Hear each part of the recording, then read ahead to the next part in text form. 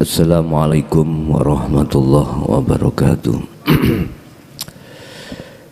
Ila hadratin Nabil Mustafa Rasulullah sallallahu alaihi wasallam wa ala alihi wa azwajihi wa dzurriyyatihi wa qurrabati wa ahli baiti wa ashabil kiram wa ila jami'il anbiya wal mursalin wal awliya wa syuhada wa sholihin wa tabi'ina tabi'ina ila yaumiddin, khususan ila jami'i masyayikhi ila muntahum wa ila abaina wa ummatina wa azdadina wa masyayikhina wa auladina wa azwajina wa dzurriyyatina wa ahli baitina, khususan ila jami'il arwah fi hadil majlis wa ghairahum lahumul fatihah.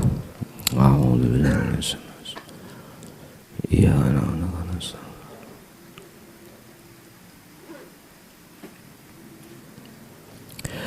Bismillahirrahmanirrahim. Alhamdulillahirabbil alamin wa bihi nasta'inu ala umurid dunya waddin. Asyhadu an la ilaha illallah wa asyhadu anna Muhammadan abduhu wa rasuluh. Allahumma sholli wa sallim wa barik alaihi wa ala alihi wa ashabihi ajma'in, amma ba'du. Innal ladina satemene wong akeh kafaru kang padha ngingkari sapa alladina, ngingkari menyang ajaran Rasulullah di dinul haq. Sesungguhnya orang-orang yang hatinya itu menolak pada ajaran hakikat dan makrifat, ajaran tentang ketauhidan pada Allah, untuk mengesahkan pada Allah, atau ajaran yang membebaskan hatinya, ruhnya dari belenggu hawa nafsu. Ikulan tughniya ora bisa manfaati anhum saking mereka. Apa sing ora bisa manfaati amwaluhum wala auladuhum, piro-piro harta benda dunyane masyotah akeh kaya apa, iku gak iso manfaati menyang mereka. Ning dunya luwih-luwih ning akhirat. Wala auladuhum lan ora bisa manfaati opo auladuhum piro-piro anak-anake alladzina, baik ning dunya maupun ning akhirat. Minallahi saking Allah syai'an babar belas. Minallahi siksa saking Allah syai'an babar belas. Piye karepe? Ngeten. Dunya brono, harta benda dan anak-anak itu tidak bisa manfaati terhadap hati mereka, justru akan menjadikan satu hijab hati mereka terhadap Allah. Sebab ketika ruh itu terhijabi, itu bertanda ruh itu dalam siksanya Allah. Tatkala ruh tidak terhijabi terhadap Allah itu pertanda ruh itu dalam keadaan rahmat Allah. Bapak Ibu, letak daripada maksud amwaluhum wala auladuhum itu bagi mereka itu malah menjadi hijab, menjadi tutup. Semakin besar amwaluhumnya, semakin besar anak putunya, maka itu justru semakin kuat hijab dan barzahnya di situ, Pak. Iki khusus bagi ahli hijab loh ya, khusus bagi mereka-mereka orang-orang yang menolak ajaran tentang dinul haq. Itu pasti. Jadi gak bisa ruhnya itu menerobos bertemu Allah ketika saat ada di amwaluhum, harta benda, gak bisa. Sampai kapanpun harta yo hartaku, harta benda yo harta bendaku, hasil keringat dari aku. Mesti seperti itu, Pak. Jadi untuk mengatakan ini milik Allah mboten saged. Hati untuk mengatakan bahwasanya ini milik Allah tidak bisa. Tidak bisa. Begitu juga tentang amwaluhum, auladuhum, anak, sama. Justru kedua itu akan menutupi hatinya mereka terhadap Allah. Untuk selanjutnya, wa ulaika hum, wa ulaika utawi mereka pundi, wa ulaika lan utawi mengkono amwaluhum wa auladuhum itu, hum ya ulaik iku ukudunar. Jadi kayu bakare ati, kayu bakare geni di dalam hati. Ini di dunia. Justru dengan adanya berlimpahnya harta anak, itu menjadi sebab musabab hatinya itu masuk dalam neraka. Di dunia hatinya panas. Contoh harta benda ini disenggol didik oleh maling atau ditipu temani, wis hati panas. Karena posisinya ayat ini kafaru, orang yang ingkar. Nggak bisa hati mengatakan bahwasanya itu yang mencuri Allah, yang mengambil Allah, tidak bisa. Cuman jalannya dilewatkan, ditipu teman, jalannya nggak cuman dilewatkan si maling gitu. Nggak bisa hati itu mengatakan diambil Allah, nggak bisa, Pak. Intinya hati nggak bisa ketemu Allah di situ, nggak bisa. Justru tadi saya katakan, ruh tatkala nggak bisa bertemu Allah berarti penyiksaan. Kalau ruh bertemu Allah, bisa bertemu Allah, berarti adalah rahmat pertolongan. Dikatakan wakudunar itu bahan bakar, artinya sebab musabab. Hatiku panas sebab kedua golongan tadi, nggak bisa melihat Allahnya. Justru itu akan menjadi bahan bakar api neraka. Bahan bakari hati saya panas itu ada di situ. Ini di dunia. Apalagi besok di akhirat miturut keterangan di dalam hukum syariah. Kalau ayat ini diterjemahkan miturut hukum syariat, bukan di dunia ini, di akhirat.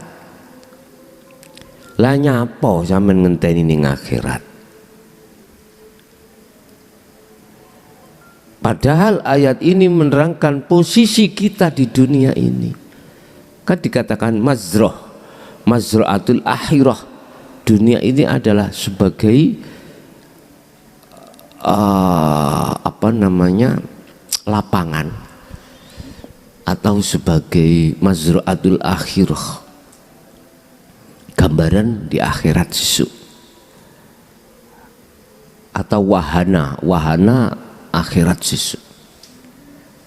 Artinya kalau di dunia kita itu mengalami panasnya hati disebab karena bla bla bla, itu berarti besok di akhirat juga begitu.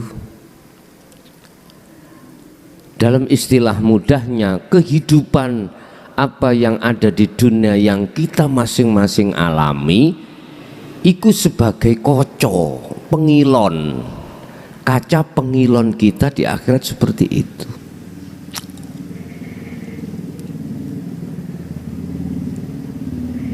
Kita kumpul dalam satu majelis yang hati sama satu iman, besok ya seperti ini. Jadi besok ono PBM, ono podo. Ya ning ngarep sampean ono kates itu geli, ya ono podo. Iki koco pengilon ya. Atau gini Pak, bisa saya katakan, blat-blatan, ngerti blat-blatan sampean? Nek cara biyen kula gambar dhuwit ngono, dhuwit iku tak telenisor, tak kai kertas ketok, tak urek ngeblat, apa jenenge biyen ngeblat ngene. Jadi tidak jauh berbeda. Mal-malan. Apa yang kita lakukan, apa yang kita temui, kita masuk dalam di dunia ini golongan mana? Ahli hijab apa ahli zuhud? Kalau ahli hijab itu tadi dikatakan dalam surat Al-Imran ayat 10, innalladzina kafaru lan tughniya amwaluhum wala auladuhum. Jadi nggak ada manfaatnya sama sekali. Apa mewahnya dunia, banyaknya anak, justru ulaika hum wakudunar, sebagai bahan bakar api neraka. Sebagai sebab kita di dunia ini hati sering panas disebabkan karena harta benda itu. Amin, tinggali orang-orang yang ahli hijab dengan urusan dunia, raku sih koyok apa ya, koyok tatkala ono kucing keluwen nemu dendeng, wis gak tolah-toleh, wis cara mangan iku lep. Sama orang ahli hijab seperti itu. Bentuknya, serakahnya adalah ku itu. Ego, keakuan, pengakuan dalam hal apapun, lebih-lebih yang ada kaitannya dengan urusan keadaan dirinya, afal dirinya. Ini semua sebab karena keringatku dewi. Kate esuk sampai sore, jam 7 sampai jam 4, sing kerja aku keringatku iki. Ngelompokno ket titik sampai akeh, tak tukokno sepeda, lah kok dicolong maling. Ya wis pawanas gara-gara kuwi. Ketemu maling ya diembek-embek, ya biasa ngono. Biasa. Wis, kesimpulane Bagi ahli hijab itu urusan dunya akeh sing wis den purih, urusan anak juga begitu, iku mesti panas atine. Suatu saat dia akan menemukan satu konflik di situ.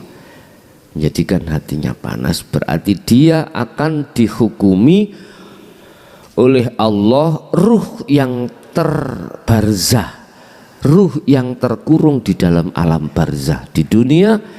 Maka barang siapa saat di dunia ruhnya terkurung dengan amwal wa auladuhum, maka dia setelah kematian dipastikan pasti masuk alam barzah. Pasti ini, pasti masuk dalam alam barzah dalam keadaan gelap.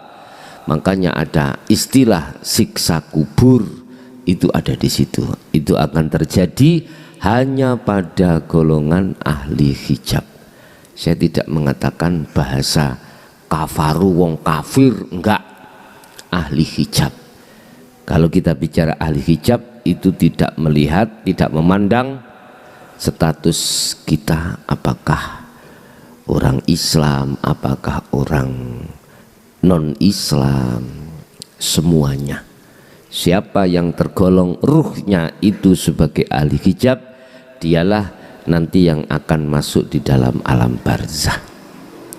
Kalau ayat ini mengatakan sesungguhnya, lah ini orang-orang, bagi orang-orang yang ingkar, berarti mafhum mukhalafai, arti kebalikannya berarti nek bukan orang yang ingkar tidak masuk kriteria di sini. Siapa orang yang tidak ingkar?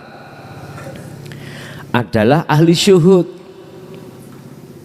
Sehingga amwaluhum, sugihe bondomu, akeh anakmu gak ndadekno atimu terhijabi terhadap Allah. Ngaten. Artinya Anda akan bisa masuk di alam musyahadah, di dalam diri bondo, di dalam diri anak. Jadi sok ndelok Allah ini kun. Loh, inilah yang dimaksud surat Al-Insan ayat 3 ayat 25 itu. Allah katakan, Muhammad, temui aku ya, wadhkur isma rabbika, temui aku dengan cara berzikir terhadapku bukrata wa asilah. Di tengah-tengah jasadmu itu berinteraksi langsung dengan urusan dunia. Berarti urusan dunia ini makhluk. Jadi masuk di dalam anak, masuk di dalam, menurut ayat ini masuk di dalam harta benda. Orang kalau seperti ini tak pastikan akan menjadi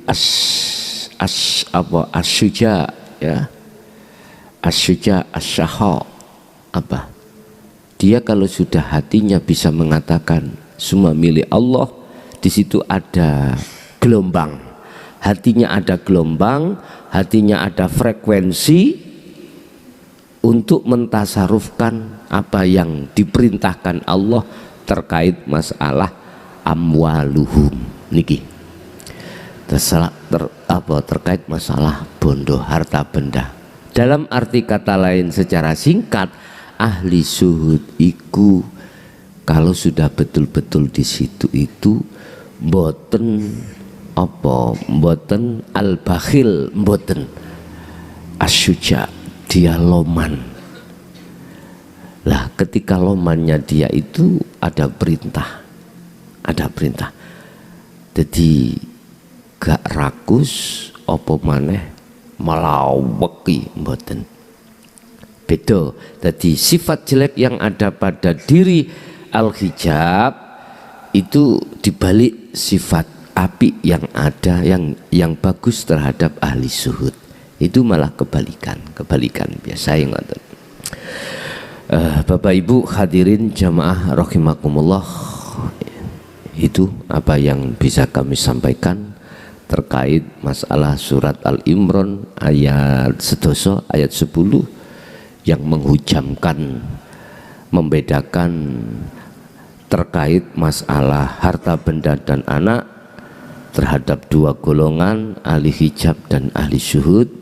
Ahli hijab adalah orang-orang yang tidak mau menerima ajaran Rasulullah di versi dinul haq. Ahli syuhud berarti sebaliknya, dialah pengikut-pengikut penerus para Rasulullah, penerus para ajaran para Rasul dan Nabi Allah Subhanahu wa Ta'ala. Barangkali ada yang perlu ditanyakan, kami persilakan.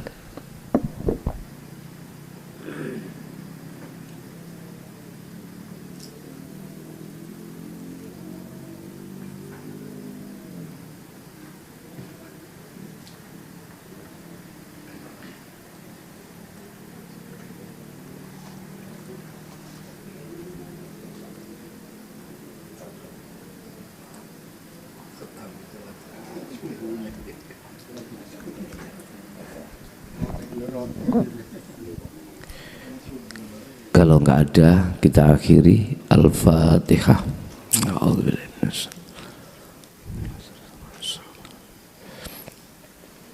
Akhirul kalam. Assalamualaikum warahmatullahi wabarakatuh.